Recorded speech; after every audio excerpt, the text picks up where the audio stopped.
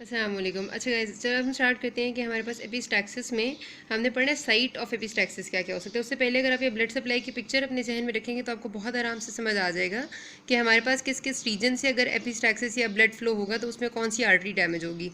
अब ये है हमारे पास जो शो हुआ हुआ है सेप्टम, ठीक है, सेप्टम की ब्लड सप्लाई है। और वही सारी है जो मैंने आपको बताई थी कि हमारे पास इंटरनल कैरोटिड आर्टरी से दो ब्रांचेस आ रही हैं, ये ऊपर से anterior ethmoidal and posterior ethmoidal, ठीक है।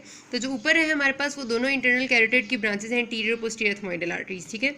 अच्छा, जो पीछे से एक आ रही है हमारे पास वो स्फीनोपेलेटाइन आर्टरी की ब्रांच है, मतलब जो मैक्सिलरी आर्टरी की ब्रांच थी स्फीनोपेलेटाइन, उससे हमारे पास सेप्टल ब्रांच आ रही है। तो अगर यहाँ कोई प्रॉब्लम होगा तो स्फीनो में होगा, और नीचे से जो आ रही है वो ग्रेटर पेलेटाइन आ रही है, ठीक है।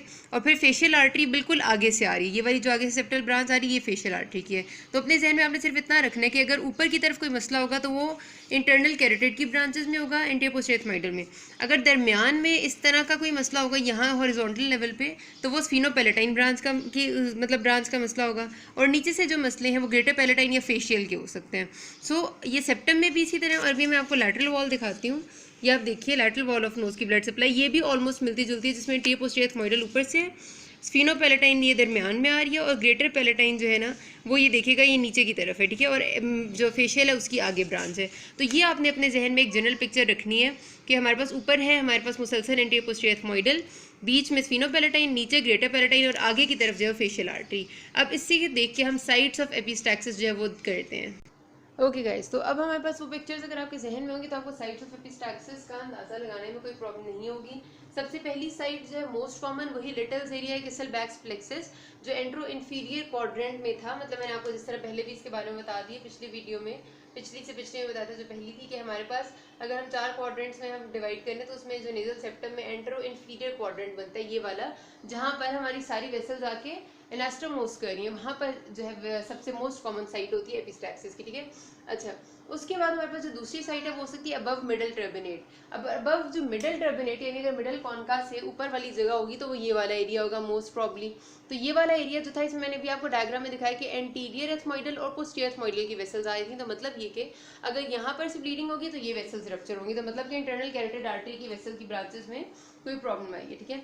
जो अगला लेवल है वो है बिलो मिडल टर्बिनेट। अब बिलो मिडल टर्बिनेट का मतलब है कि मिडल टर्बिनेट या मिडल कॉन का यहाँ होता है, उसके नीचे या उसके पीछे का एरिया, उसके पीछे के एरिया में भी मैंने आपको दिखा था यूं करके एक वेसल आ रही थी horizontal see, that was a branch of स्फीनोपेलेटाइन।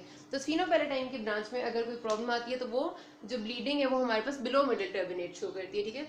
फिर अगर हमारे पास ब्लीडिंग हो पोस्टीरियर नेजल कैविटी में, पोस्टीरियर नेजल कैविटी का मतलब ये है कि हमारे पास इस एरिया में ब्लीडिंग होगी, बिल्कुल पोस्टीरियर मोस्ट एरिया में। तो यहाँ पर भी आपके पास मोस्ट प्रॉब्ली स्फीनोपेलेटाइन का इशू हो सकता है, और ये फिर आपकी जाके डायरेक्टली फेरिंग्स में गिरती है ब्लीडिंग, ठीक है। उसके बाद हमारे पास हो सकती है डिफ्यूज ब्लीडिंग। डिफ्यूज ब्लीडिंग का मतलब ये है कि सेप्टम भी ब्लीड करे, लैटरल वॉल भी ब्लीड करे, और हर तरफ से ब्लीडिंग हो रही है, स्पेसिफिक लोकेशन का अंदाजा नहीं हो पाता इसमें। और ये होती है हमारे पास सिस्टेमिक डिसऑर्डर्स में, जैसे हमारे पास कोई ब्लीडिंग डिसऑर्डर है जिसमें ओवरऑल पूरी बॉडी में इशू चल रहा है, तो उसमें हमारी ये वेसल्स भी काफ़ी सारी डैमेज हो सकती हैं।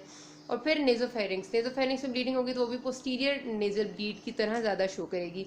अच्छा, उसके बाद हम अगर बात करें एपिस्टैक्सिस की क्लासिफिकेशन की, तो मैंने भी जिस तरह आपको जिक्र भी किया कितनी दफ़ा कि अगर हमारे पास नाक से खून आगे की तरफ निकल के आता है, मतलब हमारी जो इंटीरियर नेयर्स हैं इनसे खून आगे आ रहा है, और उस तरह का जो खून आना होता है उसे हम कहते हैं एंटीरियर एपिस्टैक्सिस, जिसको अक्सर जो है वो जो नॉर्मली आगे नाक से खून आना कहलाता है, ठीक है। और अगर ऐसा हो कि नोज में ही कहीं ब्लीडिंग हो रही है और वो पोस्टीरियरली गिर रही है इन योर नेजोफेरिंग्स से ओरोफेरिंग्स में जा रही है, मतलब डायरेक्टली पोस्ट नेजल ड्रिप हो रही है, नोज से पीछे गिर रही है, यानी पोस्टीरियर एरिया ऑफ नोज में कोई ब्लीडिंग हो रही है, तो उसको हम कहते हैं पोस्टीरियर एपिस्टैक्सिस, ठीक है।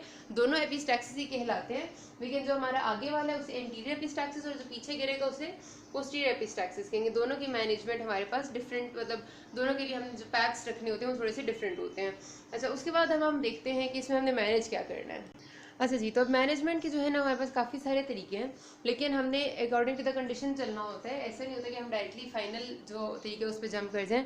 और बहुत सिंपल है, और आपको आना इसलिए चाहिए बिकॉज आपके क्लिनिकल वार्ड्स में बहुत ज़्यादा इंपॉर्टेंट है, आपसे वाइवा में बहुत ज़्यादा पूछा जाता है, क्लिनिकल प्रेजेंटेशन बहुत होती है। हो सकता है कि आपके आसपास ही आपको कोई केस ऐसा नजर आ जाए कि बच्चा नाक ब्लीड करिए, तो आपको मैनेज करना आना चाहिए, ठीक है। सबसे पहली बात जो इनिशियल फर्स्ट एड क्या होती है कि हमारे पास जो इंटीरियर एपिस्टैक्सिस की मैं बात करी, अगर आगे से नाक से खून आ रहा है तो सबसे पहले अगर आप 5 मिनट के लिए आप नाक को पिंच कर लें, बंद कर लें, मतलब जोर से पिंच कर ही रखें और 5 मिनट रोकी रखें, तो क्या होता है कि जो ब्लड वेसल्स अगर किसी सेल बैक प्लेक्सिस से ब्लीड कर रही है तो वो खुद ब खुद ही वहाँ पर क्लॉट हो जाता है और उसके बाद वो खून रुक जाता है। तो सबसे जो आसान तरीका यही होता है कि आप उसका बच्चे का जो नाक है उसको पकड़ के या जिसका भी ब्लीड हो रहा है उसको 5 मिनट के लिए जोर से पिंच कर ही रखें, ठीक है। तो ये हमारे पास in most easy and most suitable management होती है जब हमारे पास कोई मसला और नहीं है, ठीक है।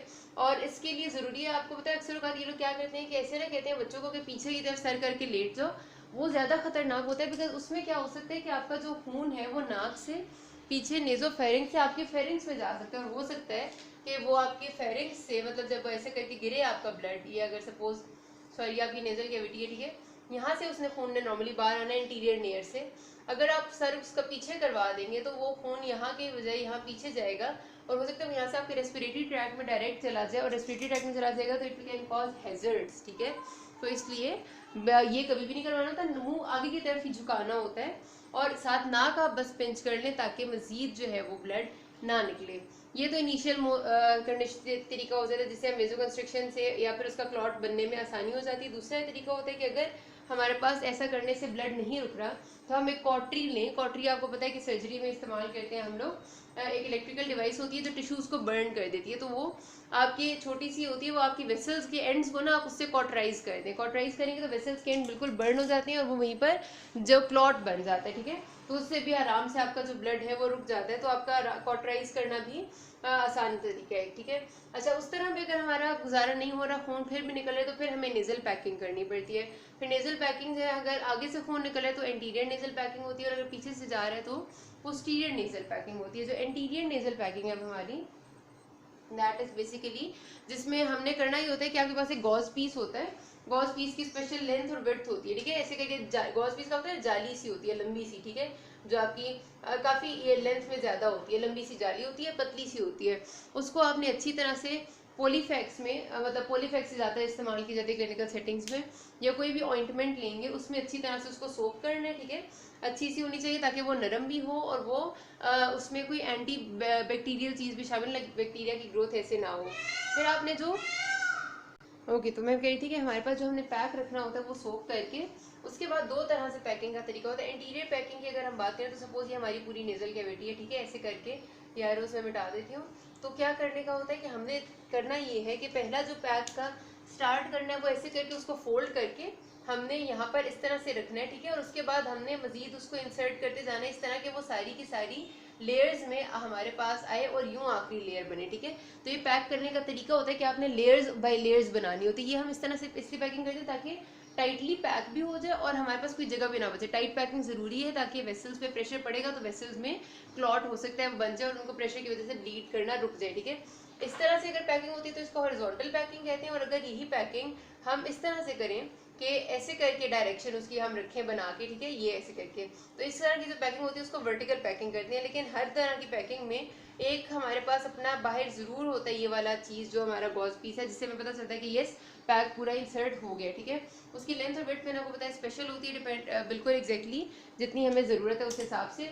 और ये हम तभी करते हैं, मैंने आपको बताया कि जब या तो ब्लीडिंग बहुत ज़्यादा है वो नहीं रुक रही बाकी तरीकों से, या फिर हमें जगह नहीं समझ आ रही कि ब्लीडिंग हो कहाँ से रही है, हम लोकलाइज नहीं कर पा रहे तो हम कॉटरी नहीं कर सकते, ठीक है। अच्छा, पैक नॉर्मली 24 आवर्स के लिए रखते हैं और 24 आवर्स से अगर ज़्यादा रखना हो तो फिर हमें साथ एंटीबायोटिक्स ज़रूर देनी पड़ती है ताकि ऐसा ना हो कि कोई इन्फेक्शन हो जाए और साइनसाइटिस हो जाए पेशेंट को, ठीक है। तो ये तो हो गया इंटीरियर नेजल पैकिंग। अब अगर हमारे पास जो पोस्टीरियर नेजल पैकिंग, यहाँ पर अगर पोस्टीरियर नेजोफेरिंक्स या कोना का रीजन है, यहाँ से ब्लीडिंग हो रही है, तो उसके लिए जो पैकिंग करते हैं वो होती है पोस्टीरियर नेजल पैकिंग। उसका तरीका थोड़ा सा डिफरेंट होता है। पोस्टीरियर नेजल पैकिंग का तरीका क्या होता है कि हमने एक गॉज पीस लेना है और गॉज पीस को एक कोन की फॉर्म में मतलब अच्छे से रोल कर लेना है, मतलब हमने उसका ऐसे रोल बना लिया, ठीक है, पूरे गॉज पीस का ऐसे करके। अब वो जो रोल है उसके साथ हम ना सिल्क थ्रेड्स टाई कर लेते हैं, ठीक है। फिर हम क्या करते हैं कि हम एक रबर का कैथेटर सा होता है हमारे पास, ठीक है। अगर ये पेशेंट की ना सपोज करते हैं ये नेजल कैविटी है, ठीक है, पूरी की पूरी, और इसके नीचे जाहिर सी बात है बीच में सॉफ्ट पैलेट है और नीचे ये हमारे पास ओरल कैविटी है, ओके। अच्छा, हमने क्या करना है, हमने एक रबर कैथेटर लेके हमने उसे पास करना है पेशेंट की नोज से और निकालना है उसके माउथ से, ठीक है। ये रबर कैथेटर आ गया हमारा। अब रबर कैथेटर का जो मुंह की तरफ से एंड निकला है, यहाँ पर हमने अटैच कर देनी है सिल्क की थ्रेड, और वो थ्रेड हमारे पास जुड़ी हुई है हमारे इससे पैक से, जो हमारा गॉज पीस है, ठीक है, इतना छोटा नहीं होता है, तो मैं बहुत छोटा बनाया ना, लेकिन मुनासिब साइज का होता है। उसके बाद हम आराम आराम से यहाँ नाक वाले रीजन से हमारे जो रबर कैथेटर है उसको खींचेंगे, तो आहिस्ता आहिस्ता ये जो हमारा ये पूरा पैक है ये पीछे की तरफ इसके साथ साथ जाता जाएगा, ठीक है। जब हम इसको पूरा यहाँ तक निकाल लेंगे, मतलब हमारा जो रबर कैथेटर यहाँ तक आ जाएगा, सपोज ऐसा पोजीशन बन जाएगी, एक सेकंड मैं बनाती हूँ। हमारा रबर कैथेटर या आधा बाहर आ गया और आधा यहाँ तक आ गया, ठीक है।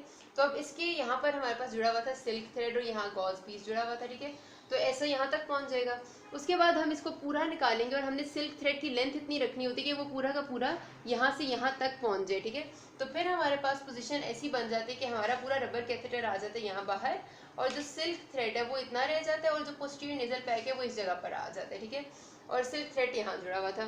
तो इस तरह हमारे पास ये जो पोस्टीरियर नेजल पैक है यहाँ पर आकर गॉज पीस फंस जाता है।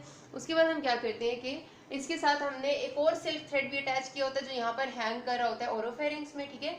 और उसके बाद हम एंटीरियर नेजल पैकिंग भी कर देते हैं यहाँ सारी की सारी। तो और इस तरह से हमारे पास इंटीरियर भी नोज पैक हो जाती है, पोस्टीरियर भी पैक हो जाती है। एक सिल्क थ्रेड हमारे पास यहाँ पर होता है और एक यहाँ पर लटक रहा होता है, तो हम आराम से रिमूव भी कर सकते हैं इसको, ठीक है। तो ये हमारे पास तरीका होता है पोस्टीरियर नेजल पैकिंग का, जिसको हम तब यूज़ करते हैं जब हमारे पास पोस्टीरियरली बहुत ज़्यादा ब्लीडिंग हो रही हो थ्रोट में, ठीक है। अब तो एक और आसान तरीका यह था कि फोलीज कैथेटर है ना, वो जो हमारा हमने उसको ब्लैडर को कैथेटराइज यूरिनरी ब्लैडर के लिए इस्तेमाल करना होता है, हम क्या करते हैं वो फॉलीज का रबर कैथेटर सिंपली इंसर्ट करते हैं और उसका जो बलून है वो यहाँ पर लाकर जब इधर पहुँचता है ना, तो उसमें सेलाइन से उसको इन्फ्लेट कर देते हैं। फॉलीज तो आप लोगों ने देखा ही होगा ना, यूरिन के लिए उसको यूरिनरी ब्लैडर के लिए इस्तेमाल करते हैं। तो उसको हमने सिंपली क्या करना है, नाक से एंटर करना है और पोस्टीरियरली जब उसके बलून को वो पहुंच जाएगा हमारे नेजोफेरिंग्स में, तो उसको सेलाइन से, नॉर्मल सेलाइन से इन्फ्लेट कर देना है। वो बलून इन्फ्लेट हो जाएगा तो जगह हमारी आराम से बंद हो जाएगी, पैक हो जाएगी। और उसके बाद इंटीरियर नेजल पैकिंग कर दें and then you are good, ठीक है। तो ये आसान तरीके। और अब स्पेशल नोज के बने हुए आ गए फॉलीज, तो चलो हमने खुद एक तरीका शुरू कर दिया था ना करना, क्योंकि हमें ये बेहतर लगा, लेकिन अब तो बहुत ज़्यादा ऐसी स्पेसिफिक आ गई हैं चीज़ें जो नोज़ के पोस्टीरियर नेजोफेरिंग्स को कर देती हैं ब्लॉक, ठीक है। बाकी हम अगली वीडियो में करते हैं, अभी तक कोई मसला हो, you can ask me. Thank you.